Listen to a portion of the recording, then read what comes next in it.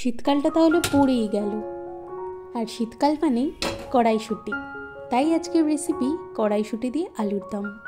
কড়াই তেলটা দিয়ে দিলাম, তার মধ্যে দিয়ে দিলাম গোটা গরম মশলা, তেজপাতা আর জিরে।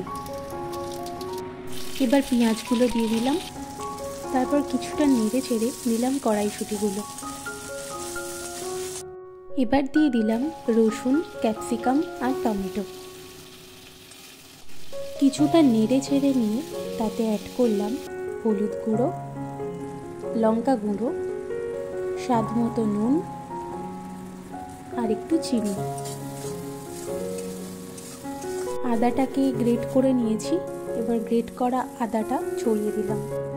এরপর আগে থেকে সিদ্ধ করে রাখা আলুটা কড়াই দিয়ে দিলাম, তারপর সেটাকে ভালো করে নেড়ে চেড়ে একটুখানি জল দিলাম, দিয়ে আরেকটু ভালো করে কষে নিতে হবে।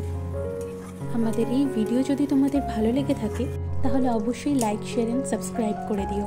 এরপর দুটো চেরা লঙ্কা দিয়ে কিছুটা ফুটিয়ে উপর থেকে একটু ধনেপাতা কুচি দিয়ে নামিয়ে নিলেই তৈরি চটজলদি আলুর দমের রেসিপি।